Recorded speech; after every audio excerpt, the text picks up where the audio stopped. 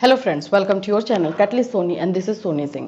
Friends, आज हम लोग 4 बजे की क्लास में करेंगे वाद। ये हमारा आदर्शवाद, प्रकृतिवाद, प्रयोजनवाद और यथार्थवाद से क्वेश्चन है। ये चारों वाद जो है वो एग्जाम में आते ही आते हैं और ये चारों एग्जाम जो है हर एक यूनिवर्सिटी में किसी अलग अलग सब्जेक्ट में दिया ही हुआ है।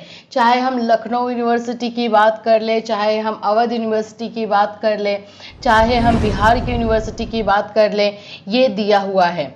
बिहार की यूनिवर्सिटी में कंटेम्प्रेरी में दिया हुआ है, तो लखनऊ में उनके अदर सब्जेक्ट में, फिर उसी तरह से हम अगर अवध यूनिवर्सिटी की बात करें तो वो नॉलेज एंड करिकुलम में। तो इस तरह से ये इतना इम्पॉर्टेंट टॉपिक है जो आपको हर जगह पे मिल ही जाता है और ये इतना इम्पॉर्टेंट है कि इन चारों में से एक या दो दोनों में से कोई ना कोई क्वेश्चन रहता ही रहता है। इन चारों में से दो मतलब मैं बोलूँ तो 80% आने के चांस है और एक तो 100% आता ही आता है। तो इसलिए ये चारों वाद जो है बहुत इंपॉर्टेंट है शिक्षा की दृष्टि से, एजुकेशन की दृष्टि से और आप लोग के एग्जामिनेशन की दृष्टि से। तो चलिए स्टार्ट करते हैं आज के क्लास में। आदर्शवाद, प्रकृतिवाद, प्रयोजनवाद और यथार्थवाद एक ही वीडियो में हम इसे आज कंप्लीट करेंगे ताकि आप लोगों को ये चारों वाद पढ़ने के लिए अलग अलग वीडियो ना देखना पड़े और एक ही वीडियो में ये आपका नंबर जो है कंफर्म करे। जब भी ये क्वेश्चन आता है तो ये लॉन्ग में आता है, तो अगर 15 नंबर का आ रहा है तो समझिए 30 नंबर, अगर 16 नंबर का आ रहा है तो 32 नंबर आपको दे करके जाएगा। तो ये काफ़ी इंपॉर्टेंट टॉपिक है, तो इसको जरूर से जरूर कंप्लीट कीजिए, अच्छे से समझ करके कीजिए। चलिए स्टार्ट करते हैं फ्रेंड्स आज का क्लास। अगर आप हमारे चैनल पर नए हैं तो चैनल को सब्सक्राइब कर लीजिए, बेल आइकन को हिट कर दीजिए। बीएड फर्स्ट ईयर क्लास 4 बजे इवनिंग में जैसे आप जानते हो कंडक्ट कराया जाता है और अभी हम लोग जो है इंपॉर्टेंट क्वेश्चन और रिवीजन टॉपिक जो है इसमें देख रहे हैं। चौधरी चरण सिंह यूनिवर्सिटी का बीएड फर्स्ट ईयर का पेड क्लास जो है हमारे चैनल पर कंडक्ट करवाया जा रहा है। तो जो लोग भी चौधरी चरण सिंह यूनिवर्सिटी से हैं और क्लास लेना चाहते हैं पेड क्लास, वो जुड़ सकते हैं, क्योंकि चौधरी चरण सिंह यूनिवर्सिटी का एग्जाम जैसे पता चल रहा है कि मई में होगा, मई के लास्ट या जून के फर्स्ट वीक में हो जाएगा। तो इसलिए आप लोग को अभी कंप्लीट करना जरूरी है। साथ ही साथ हम लोग बिहार बीएड एंट्रेंस का पेड क्लास लेकर आए हैं, सो आप लोग जो बिहार बीएड एंट्रेंस क्लियर करना चाहते हैं वो हमारे साथ जुड़ सकते हैं। चलिए बात स्टार्ट करते हैं आदर्शवाद के साथ। आदर्शवाद, प्रकृतिवाद, प्रयोजनवाद और यथार्थवाद, इनमें से अगर मैं बोलूं तो सबसे ज्यादा जो जरूरी और इंपॉर्टेंट होता है वो प्रयोजनवाद होता है, बहुत ही जरूरी रहता है प्रयोजनवाद। तो वैसे है चारों इंपॉर्टेंट, लेकिन प्रयोजनवाद ज्यादा इंपॉर्टेंट होता है। प्रयोजनवाद और आदर्शवाद दोनों में से एक क्वेश्चन डेफिनेटली रहता है और एक क्वेश्चन अगर मैं बोलूं तो यथार्थवाद और प्रकृतिवाद से रहता है। तो ये चार टॉपिक इतने इंपॉर्टेंट है। चलिए आदर्शवाद पहले स्टार्ट करते हैं। जैसे कि नाम ही है आदर्श, आदर्श का मतलब क्या होता है? आइडियल, कोई ना कोई आइडियल हो, प्रिंसिपल हो, सिद्धांत हो, उसी को आदर्शवाद कहते हैं, राइट? जैसे नाम है। अभी थोड़ा सा हम इसको देखेंगे कि इसका मीनिंग क्या निकलता है। आदर्शवाद अंग्रेजी के आइडियलिज्म का शाब्दिक अर्थ है। यह दर्शन की एक शाखा के लिए प्रयुक्त होता है। इस दर्शन में उच्च आदर्शों की बात की जाती है। आदर्श यानी कि प्रिंसिपल, सिद्धांत। आप किस सिद्धांत पे, किस आदर्श पे अपने लाइफ को लेकर के चलते हैं। इस दर्शन से संबंधित दार्शनिक विचार की चिंतन सत्ता में विश्वास करते हैं। अतः मूलतः यह दर्शन विचारवादी दर्शन अथवा आइडियलिज्म है। ये जो आदर्श में बिलीव करते हैं, आदर्श में प्रिंसिपल उनका अपना होता है और अपनी लाइफ को उस तरह से चलाते हैं, उन लोगों को आदर्शवादी कहते हैं। अपने विचारों पे, अपने थॉट पे जो है अपनी लाइफ को जीते हैं, उनको विचारवादी या फिर आदर्शवादी कहते हैं। हिंदी में उसका शब्दतः अनुवाद उभर आया है। यद्यपि विचारवाद शब्द का प्रयोग करना उपयुक्त होता, परंतु शब्द की रूढ़ प्रकृति को ध्यान में रखकर यहाँ आदर्शवाद शब्द का प्रयोग किया जा रहा है।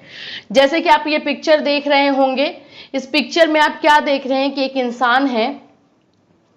इस इंसान में के आसपास में ये आपको जो छोटे छोटे दिख रहे हैं बहुत सारे कीड़े हैं। कीड़े यानी कि हमारा सोच, हमारे बोल सकते हैं कि लाइफ, और जिसमें बहुत सारी परेशानियां होती हैं। और ये जो देख रहे हो आपकी, इसमें से चिढ़ते हुए, इसके दिल के पास से चिढ़ता हुआ कोई एक आत्मा निकल रही है। यही आत्मा है, ये मोक्ष है। तो आदर्शवाद जो है मोक्ष को मानता है, मोक्ष में बिलीव करता है। तो ये आत्मा को हम किस तरह से मोक्ष और मुक्ति दिलाएं, यही आदर्शवाद है। और ये पूरे शरीर, ये शरीर जो आपको दिख रहा है कि बहुत सारी चीज़ों से बना हुआ है और इसके अंदर ये हमारी आत्मा फंसी हुई है। इस आत्मा को मोक्ष दिलाना ही आदर्शवाद का लक्ष्य है। अब आइए आदर्शवाद की परिभाषा देखते हैं। गुड महोदय के अनुसार आदर्शवाद वह विचारधारा है जिसमें यह माना जाता है कि पारलौकिक सार्वभौमिक तत्व, आकारों या विचारों में वास्तविकता निहित है और ये ही सत्य ज्ञान की वस्तुएं हैं, जबकि ब्रह्म रूप मानव के विचारों तथा इंद्रिय अनुभव में निहित होते हैं, जो विचारों की प्रतिछाया के अनुरूप समान होते हैं। अब इसका मीनिंग मैं आपको समझाऊं, कुछ ज्यादा शुद्ध हिंदी में दिया हुआ है। आदर्शवाद का विचार जो होता है, जिस थॉट पे, जिस प्रिंसिपल पे ये काम करता है, ये पारलौकिक यानी कि इस दुनिया से अलग एक दुनिया है, जहाँ उस लौकिक दुनिया पे जो है मानते हैं, उसी को सत्य मानते हैं, उसी को वास्तविक मानते हैं। और ये वही जो मैं अभी आपको मोक्ष के लिए बोल रही थी, वही चीज़ें हैं।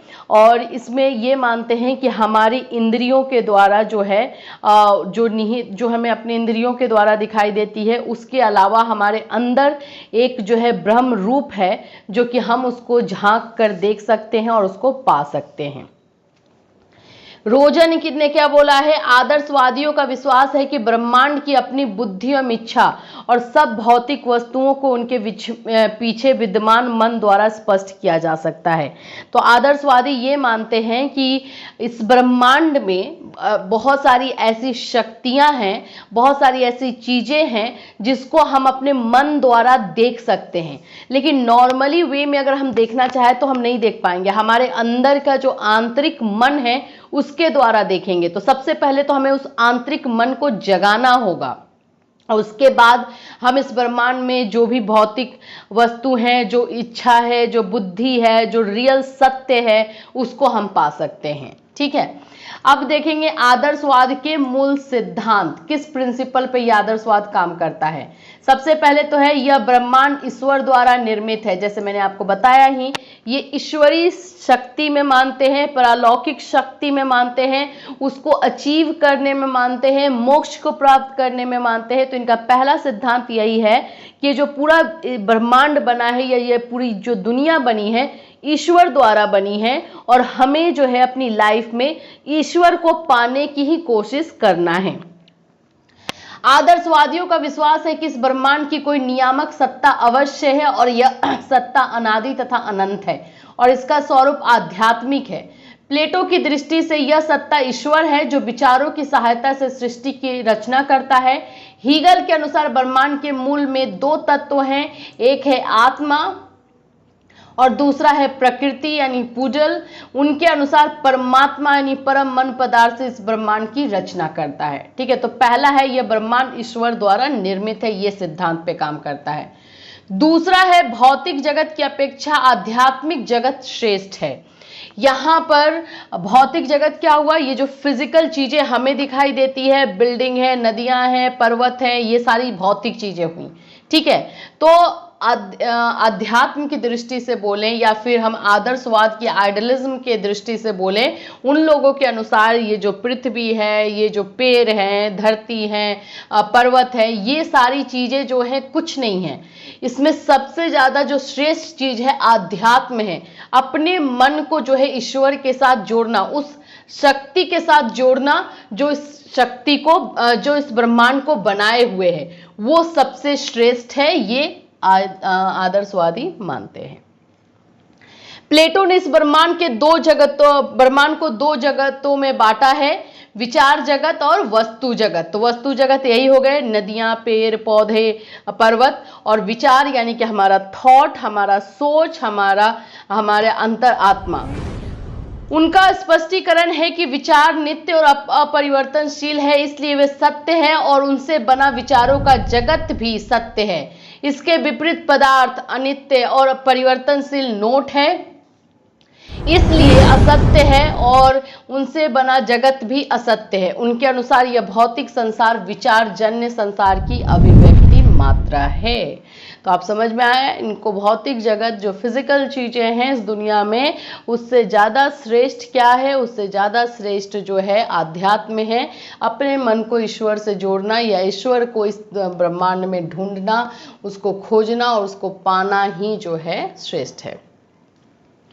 तीसरा इन्होंने पॉइंट बताया है, आत्मा एक आध्यात्मिक तत्व है और परमात्मा सर्वश्रेष्ठ आत्मा है। इनका कहना है कि हमारे अंदर एक आत्मा है, उस आत्मा को हमें प्राप्त करना है। वो आत्मा शुद्ध है, वो आत्मा जो है वो निश्चल है, और उसको हम जब आध्यात्मिक तत्व से यानी कि अपने अध्यात्म अपना ध्यान लगाकर जब हम उसको पाते हैं तो वो है, और उससे भी श्रेष्ठ जो है परमात्मा है, जिसने जो है इस धरती को, इस ब्रह्मांड को बनाया है। यद्यपि आत्मा के संबंध में सभी आदर्शवादी एक मत नहीं है, कुछ उसे परमात्मा का अंश मानते हैं और कुछ उसकी स्वतंत्र सत्ता स्वीकार करते हैं, परंतु यह भी मानते हैं कि आत्मा अनादि और अनंत है। उनका कहना है कि आत्मा को इंद्रियों द्वारा नहीं जाना जा सकता, मतलब हम अपने आँख, अपने कान, अपने नाक, इन सब के द्वारा जो है हम अपनी आत्मा को नहीं पा सकते। इस आत्मा को हमें पाने के लिए ध्यान लगाने की ज़रूरत है, अपने मन को शांत करने की ज़रूरत है, फिर खोजा जाता है। तो आदर्शवादी जो है आत्मा को सर्वश्रेष्ठ मानते हैं। उनके अनुसार जो है आत्मा अनंत है, निश्चल है, शुद्ध है, उसको कोई जकड़ के पकड़ के नहीं रख सकता है। मनुष्य संसार की सर्वश्रेष्ठ रचना है। इनका कहना है कि आदर्शवादी जैसे कि मानते हैं सृष्टि की रचना जो है ईश्वर ने की है, और ईश्वर की सर्वश्रेष्ठ सबसे उत्तम रचना जो है मनुष्य है। उनका कहना है कि मनुष्य के पास अन्य प्राणियों की भांति भौतिक शक्तियां तो होती ही हैं, उनके साथ साथ उसमें आध्यात्मिक शक्तियां और होती हैं। ये आध्यात्मिक शक्तियां ही उसे सभ्यता, संस्कृति, कला, नीति और धर्म को जन्म देने और उनका विकास करने में सहायक होती हैं। ठीक है, तो ये हुआ मनुष्य संसार की सर्वश्रेष्ठ रचना है, ये मानते हैं आदर्शवादी। पांचवा नंबर आप देखेंगे, मनुष्य का विकास उसकी भौतिक एवं आध्यात्मिक शक्तियों पर निर्भर करता है। मनुष्य यानी कि किसी भी इंसान का विकास, उसका डेवलपमेंट जो है उसकी आध्यात्मिक शक्तियों पर निर्भर करता है। वो कितना जो है अपने आप को पा सकता है, अपनी अंतरात्मा को पा सकता है, उस पर निर्भर करता है। और इनका क्लियर कहना है कि वो सारी चीज़ें जो है हम अपनी इंद्रियों द्वारा नहीं पा सकते हैं। हम अपने अंदर जो है झांक कर देखें, हम अपने अंदर शांत भाव से ध्यान लगाएं, तब पा सकते हैं। मनुष्य जीवन का अंतिम उद्देश्य आत्मानुभूति अथवा ईश्वर प्राप्ति है।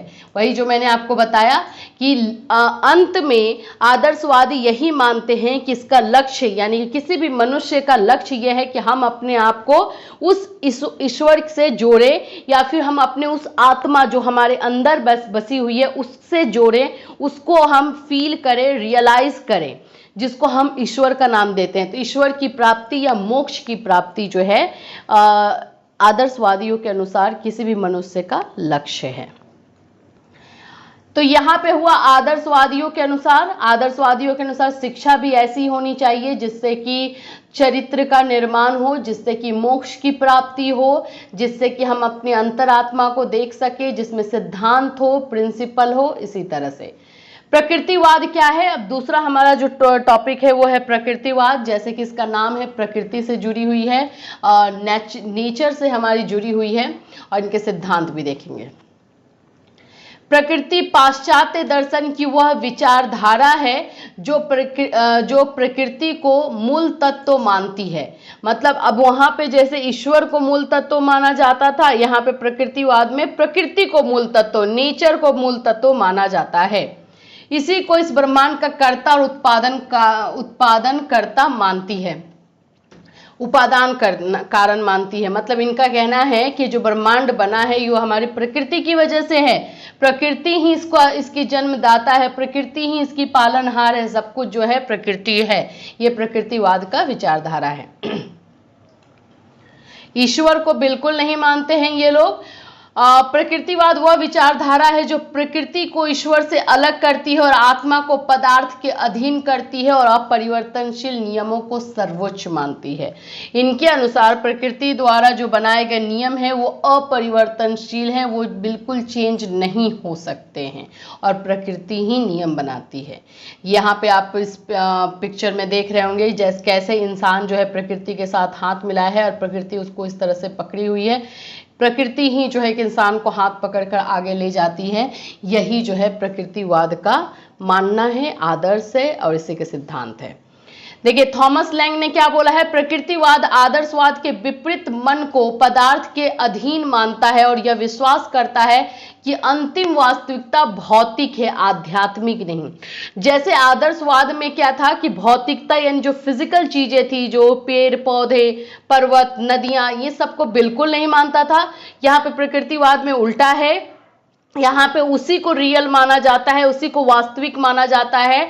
आध्यात्म को बिल्कुल भी कुछ समझा नहीं जाता। इनके अनुसार अध्यात्म कुछ नहीं होता है, अध्यात्म जैसी चीजें कुछ नहीं है। दूसरा है पैरी के अनुसार प्रकृतिवाद विज्ञान नहीं है वरन विज्ञान के बारे में दावा है। आत्मिक स्पष्ट रूप से यह इस बात का दावा है कि वैज्ञानिक ज्ञान अंतिम है और विज्ञान से बाहर यह दार्शनिक ज्ञान का स्थान नहीं है। ठीक है, तो ये थॉमस लैंग एंड पेरी का हो गया। अब आइए हम देखेंगे कि प्रकृतिवाद जो है किस सिद्धांत पर कार्य करता है, इसका सिद्धांत क्या है। तो पहला है यह ब्रह्मांड एक प्राकृतिक रचना है। जिस तरह से आदर्शवाद में माना गया था कि ब्रह्मांड जो है ईश्वर द्वारा रचना की गई है, उसी तरह से प्रकृतिवाद में माना जाता है कि ब्रह्मांड जो है प्रकृति द्वारा रचना की गई है।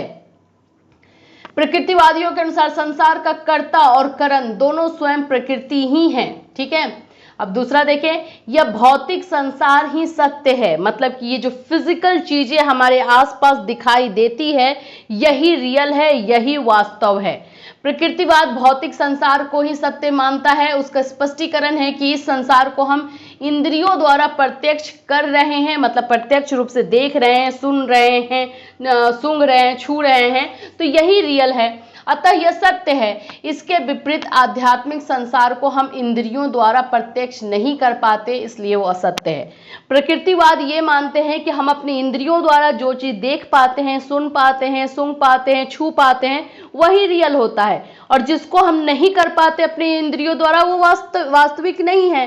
तो इनके अनुसार जो हमारी भौतिक संसार है, हमारा जो हमारे पेड़ पौधे नदियां पर्वत, ये सारी जो चीजें हैं, इनको हम अपनी इंद्रियों द्वारा देख सकते हैं, छू सकते हैं, सूंघ सकते हैं, तो वो रियल है और इसीलिए उसको वो वास्तविक मानते हैं। आत्मा पदार्थ जन्य चेतन तत्व है। प्रकृतिवाद आत्मा के आध्यात्मिक स्वरूप को नहीं स्वीकार करता। प्रकृतिवाद के अनुसार कोई आत्मा नहीं है, कुछ भी ऐसा नहीं है जिसको हमें प्राप्त करना है। उसका स्पष्टीकरण है कि यह संसार प्रकृति द्वारा निर्मित है और यह निर्माण कार्य निश्चित नियमों के अनुसार होता है। इसके पीछे किसी आध्यात्मिक शक्ति परमात्मा की कल्पना एक मिथ्या विचार है। प्रकृतिवादियों के अनुसार परमाणु में स्थित इलेक्ट्रॉन, प्रोटॉन, न्यूट्रॉन की गतिशीलता जड़ में जीव और जीव में चेतन का विकास करते हैं। तो आप समझ गए कि इनके अनुसार क्या है, मनुष्य संसार की श्रेष्ठतम रचना है, ये बात ये भी मानते हैं, लेकिन संसार की, ना कि ईश्वर की। इनके अनुसार प्रकृति की जो श्रेष्ठतम रचना है वो मनुष्य ही है, लेकिन ईश्वर की रचना नहीं है। प्रकृतिवाद मनुष्य को जन्म से पूर्ण तो नहीं पर संसार की श्रेष्ठतम रचना मानता है। भौतिक विज्ञानवादी प्रकृतिवाद के अनुसार मनुष्य संसार का श्रेष्ठतम पदार्थ है, एक पदार्थ की तरह मनुष्य को ट्रीट करता है और बोलता है कि ये सब सर्वोत्तम और सर्वोत्तम श्रेष्ठ है। मानव विकास एक प्राकृतिक क्रिया है। अब इनका ये कहना है कि जो इंसान का विकास होता है ये नेचुरल है, ये प्राकृतिक क्रिया है। जीव विज्ञानवादी प्रकृतिवाद विकास सिद्धांत में विश्वास रखते हैं। उनके अनुसार मनुष्य का विकास निम्न प्राणी से उच्च प्राणी के रूप में हुआ। मनुष्य भी कुछ प्रवृत्ति लेकर पैदा होता है। इनका स्वरूप प्राकृतिक है। बाह्य वातावरण से उत्तेजना पाकर ये शक्तियां क्रियाशील होती हैं और मनुष्य का व्यवहार निश्चित होता है। अब यहाँ पे देखेंगे प्रकृतिवाद के अनुसार शिक्षा के उद्देश्य से। प्रकृतिवाद के अनुसार शिक्षा का, एजुकेशन का उद्देश्य क्या है? क्या मानते हैं प्रकृतिवाद लोग? मूल प्रवृत्तियों का शोधन तथा मार्गांतरीकरण है। देखिए, मैं आपको शॉर्ट में बताऊं, प्रकृतिवाद वाले लोग ये मानते हैं कि बच्चों को सिखाने के लिए किसी शिक्षक की जरूरत नहीं है। बच्चों को सिखाने के लिए प्रकृति यानी कि नेचर ही काफ़ी है। उनको स्वाभाविक रूप से शिक्षा दी जानी चाहिए। उनको इस नेचर में छोड़ देना चाहिए। उस नेचर से बच्चे जो है खुद से, स्वयं से सीख सके। मैक्टूगल ने मूल प्रवृत्तियों की बालक को सहज प्रवृत्तियां बताया है। रॉस के अनुसार शिक्षा का उद्देश्य सहज मूल प्रवृत्तियों की ऊर्जाओं का शोधन, सहज आवेगों का मार्गांतरीकरण, सूत्र बंधन और तालमेल करना है। वही नेचर के साथ जो है तालमेल करना है। व्यक्तित्व का स्वतंत्र विकास, रूसो पेस्टेलॉजी तथा टीपी नन के अनुसार शिक्षा का उद्देश्य जन्मजात शक्तियों का स्वतंत्र विकास करने में सहायता प्रदान करने से है। मतलब उनको स्वतंत्र रूप से प्रकृति में छोड़ दीजिए, उनका विकास अपने आप हो जाएगा। तीसरा है जीवन को संघर्ष के योग्य बनाना। डार्विन ने मानव विकास सिद्धांत में कहा है कि अस्तित्व के लिए संघर्ष करो, योग्यतम सदैव विजयी होता है। इनका कहना है कि किसी भी इंसान को, किसी भी बच्चे को अगर शिक्षा देनी है तो उनको प्रकृति में आप छोड़िए, वो खुद से संघर्ष करे और खुद से सीखे और खुद से योग्य बने। ये चीज ये मानते हैं। वातावरण से अनुकूलन की क्षमता, मतलब जो हमारा वातावरण है, जो हमारी प्रकृति है, जो हमारा नेचर है, उससे हम एडप्ट करें, उसमें जो है इसको हम फॉलो करें, उसमें समायोजन करें, एडजस्ट करें। ये इनका सिद्धांत है। शिक्षा का इनका उद्देश्य, इस तरह की शिक्षा दी जानी चाहिए। शिक्षण विधि अगर बात करें कि क्या है प्रकृतिवाद में, तो ये मानते हैं कि प्रत्यक्ष अनुभव द्वारा सीखना। मतलब कि बच्चे को आप उनको नेचर में छोड़िए, वो खुद से एक्सपीरियंस करेंगे, डायरेक्ट एक्सपीरियंस करेंगे और उससे सीखेंगे। दूसरा है करके सीखना। करके सीखने का मतलब है कि बच्चे जो हैं खुद से करें, एक्टिविटी करें और सीखें। प्रकृतिवाद करके सीखना पर अधिक बल देता है क्योंकि इसमें बालक रुचि के अनुकूल सीखता है तथा करके सीखने में उसे आनंद की अनुभूति होती है। इस प्रकार सीखना सहज एवं स्पष्ट तथा स्थायी होता है। तीसरा है खेल द्वारा सीखना। प्रकृतिवादियों के अनुसार खेल द्वारा सीखने में मनोरंजन के साथ स्थायी ज्ञान की प्राप्ति होती है। खेल एक रचनात्मक प्रवृत्ति है जो स्वाभाविकता, स्वतंत्रता एवं आनंद के लक्षणों द्वारा प्रतीत की जाती है। मतलब इनका कहना है कि बच्चे को जो सिखाना है खेल द्वारा सिखाएं, वो सहज होता है और स्थायी रहता है, परमानेंट रहता है। जो भी लर्निंग होता है वो परमानेंट रहता है। अब हम देखेंगे प्रयोजनवाद। अभी तक हमने दो अपने वाद को कंप्लीट किया। प्रयोजनवाद का अर्थ एवं परिभाषा, सिद्धांत देखते हैं। देखिए, प्रयोजनवाद शब्द का अंग्रेजी रूपांतर जो है प्रेगमेटिज्म है। कुछ विद्वान जो है प्रेगमेटिज्म शब्द की उत्पत्ति यूनानी शब्द प्रेगमा से मानते हैं, जिसका अर्थ है a thing done business effective action, यानी कि किया गया कार्य व्यवसाय प्रभावपूर्ण कार्य। मतलब कोई भी काम जो किया गया है उसका, वो बिजनेस हो या कोई भी काम हो, वो प्रभावपूर्ण हो, इफेक्टिव हो। लेकिन अन्य कुछ विद्वान इस शब्द की उत्पत्ति एक दूसरे यूनानी शब्द प्रोमोटिकोस से मानते हैं, जिसका अर्थ है प्रैक्टिकेबल यानी कि व्यवहारिक। प्रयोजनवाद का मतलब यही समझिएगा कि व्यवहारिकता से, जो रियल है, प्रैक्टिकल चीजों से जो है इसको रिलेट किया जाता है। इस प्रकार प्रेगमेटिज्म का अर्थ हुआ प्रैक्टिकेबिलिटी अर्थात व्यवहारिकता। इस प्रकार विस्तृत रूप में प्रयोजनवाद से आशय इस सिद्धांत से है कि सभी विचारों, मूल्यों एवं निर्णयों का सत्य उसके व्यवहारिक परिणामों में पाया जाता है। यदि उनके परिणाम संतोषजनक हैं तो वे सत्य हैं, अन्यथा नहीं। जो व्यवहारिकता है, जो रियलिटी है, जो प्रैक्टिकलिटी है, उसी को जो है ये रियल मानते हैं। रॉस ने क्या बोला है? प्रयोजनवाद निश्चित रूप से एक मानवतावादी दर्शन है जो यह मानता है कि मनुष्य क्रिया में भाग लेकर अपने मूल्यों का निर्माण करता है और यह मानता है कि वास्तविकता सदैव निर्माण की अवस्था में रहती है। ठीक है। प्रैट ने बोला है प्रयोजनवाद हमें अर्थ का सिद्धांत, सत्य का सिद्धांत, ज्ञान का सिद्धांत और वास्तविकता का सिद्धांत देता है। इनके अनुसार ये है। अब हम देखेंगे प्रयोजनवाद के रूप, फॉर्म्स ऑफ प्रेगमेटिज्म। ये बहुत इंपॉर्टेंट है, ये बहुत ही आता है एक्चुअली में। मानवतावादी परियोजनवाद यानी ह्यूमनिस्टिक प्रैग्मेटिज्म, इस परियोजनवाद के अनुसार मानव प्रकृति को पूर्ण रूप से संतुष्ट करने वाला सत्य है। देखिए, परियोजनवाद वो होता है जो प्रैक्टिकल चीजें हैं, जो व्यवहारिक चीजें हैं, उससे जोड़ता है। इसमें अगर हम इसके प्रकार में देखें, इसके रूप में देखें, तो सबसे पहले मानवतावादी परियोजनवाद आता है, ह्यूमनिस्टिक। इसको जो है प्रकृति से पूर्ण रूप से संतुष्ट करने वाला सत्य है, और ये जो है जो भी बात उनके उद्देश्य को पूरा करती है, उनके इच्छाओं को संतुष्ट करती है, वो सत्य है। मतलब कि रियल लाइफ में जो भी किसी भी इंसान के चीजों को सत्य करे, वो देख सके अपने इंद्रियों से, उसके लिए यूजफुल हो, ये बोल सकते हैं उसके लिए यूजफुल हो, उसके लिए उपयोगी हो, वही सत्य है। दूसरा है प्रयोगात्मक परियोजनवाद, एक्सपेरिमेंटल प्रैग्मेटिज्म। इस वाद के अनुसार सत्य का आधार विज्ञान की प्रयोगशालाएं हैं। प्रयोगात्मक परियोजनवादियों का कथन है कि जिस बात को प्रयोग द्वारा सिद्ध किया जा सकता है अथवा जो बात ठीक कार्य करती है, वही सत्य है। देखिए, यहाँ पे मानवतावादी लोग वो मानते हैं कि भाई जो मेरे लिए यूजफुल हो, जो मेरे लिए उपयोगी है, वो सत्य है। प्रयोगात्मक प्रयोजनवादी मानते हैं कि जिसको हम प्रयोग के द्वारा, एक्सपेरिमेंट के द्वारा प्रूफ कर सकते हैं, प्रूव हो सकता है, वो सत्य है। अब हमारा तीसरा है जीवन शास्त्रीय प्रयोजनवाद। इनको देखते हैं, बायोलॉजिकल प्रैग्मेटिज्म। इस वाद से आशय मनुष्य की उस शक्ति से है जिसकी सहायता से वो अपने आप को वातावरण के अनुकूल बनाता है। ये अपने आप को प्रकृति से जोड़ता है, नेचर से जोड़ता है, तथा आवश्यकता पड़ने पर वातावरण को भी अपने अनुकूल बना लेता है। डीवी के शब्दों में इस प्रयोजनवाद की जांच मानव को अपने वातावरण से अनुकूल करने की विचार प्रक्रियाओं से की जाती है। यह वाद क्योंकि विचार को अनुकूल का साधन मानता है, अतः इसको प्रायः साधनवाद के नाम से भी जाना जाता है। मतलब अपने आप को पर्यावरण में, इन्वायरमेंट में एडजस्ट करना और फिर अपने अकॉर्डिंग जो है पर्यावरण को बना लेना जैसा आपको चाहिए, वो जो है जीवन शास्त्रीय प्रयोजनवाद यानी बायोलॉजिकल प्रैग्मेटिज्म है। आपको ये तीनों जो है फॉर्म से, तीनों रूप से ये तो समझ में आया कि प्रयोजनवादी जो होते हैं वो प्रैक्टिकल चीजों को मानते हैं। उनके अनुसार जो है, जो रियल लाइफ है, जो व्यवहारिक है, जो प्रैक्टिकल चीजें हैं, वही जो है वो सत्य है, अदरवाइज कोई सत्य नहीं है। अब यहाँ पे ह्यूमनिस्टिक वाला अगर हमने देखा तो आपने देखा कि ह्यूमनिस्टिक वाले लोग जो है ये मानते हैं कि जो उनके लिए यूजफुल है, जो उपयोगी है, वो सत्य है।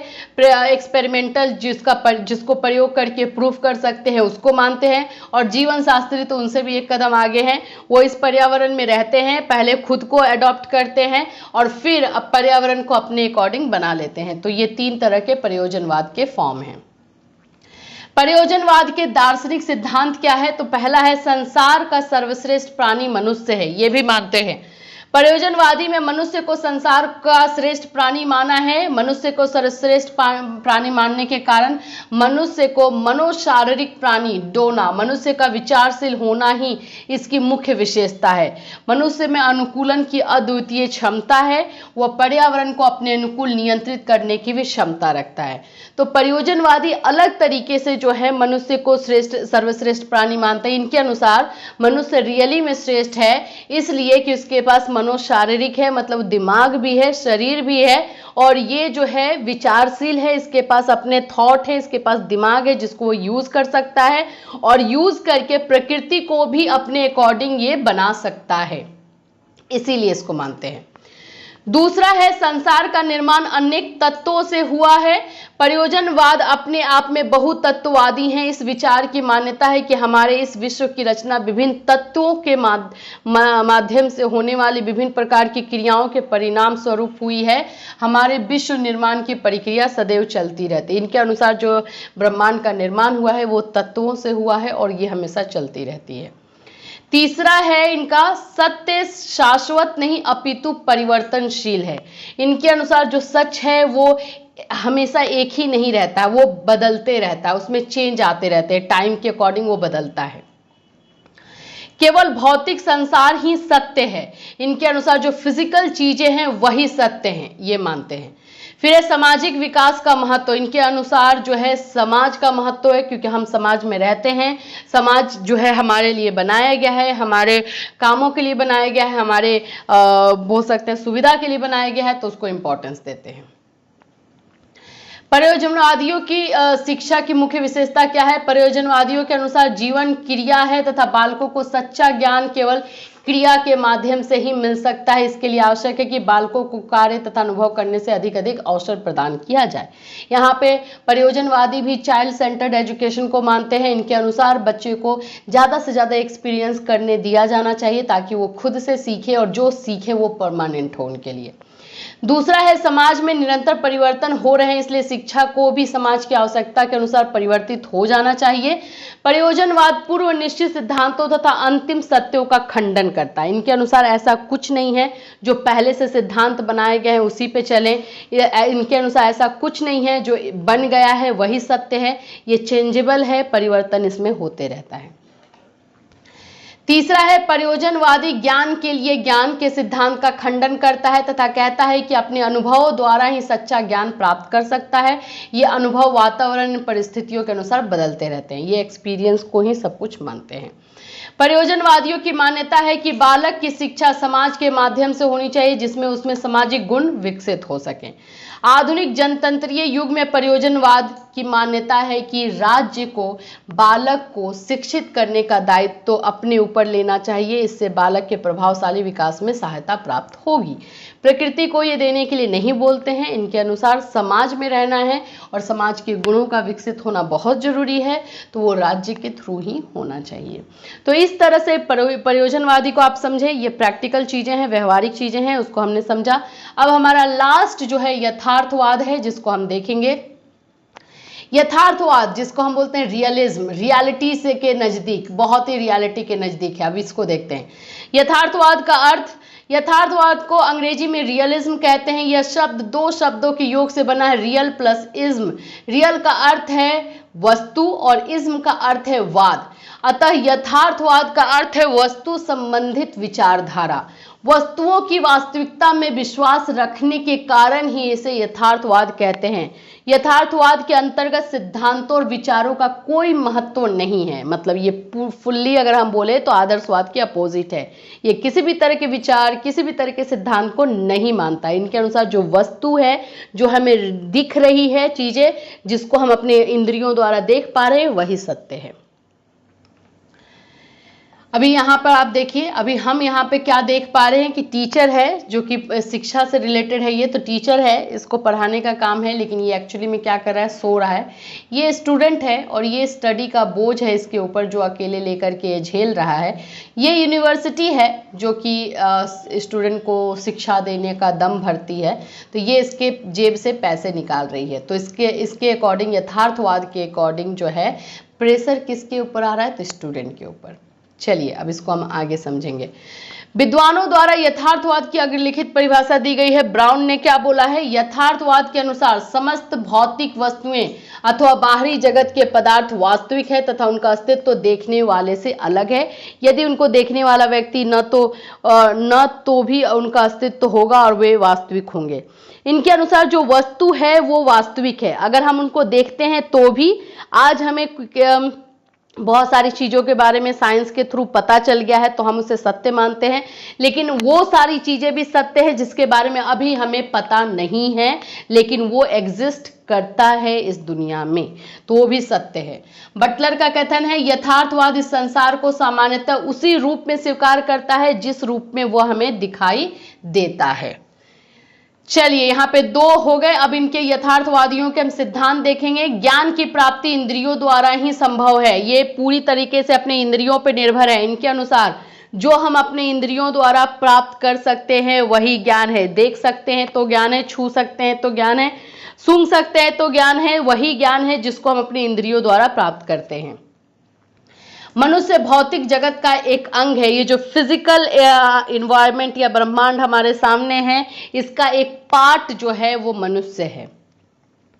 इनके अनुसार भी भौतिक जगत ही सत्य है, जो फिजिकल चीजें हम देख सकते हैं, समझ सकते हैं, वही सत्य है। ये पदार्थ को ही मानते हैं, तो ये बिल्कुल इसी को सत्य मानेंगे।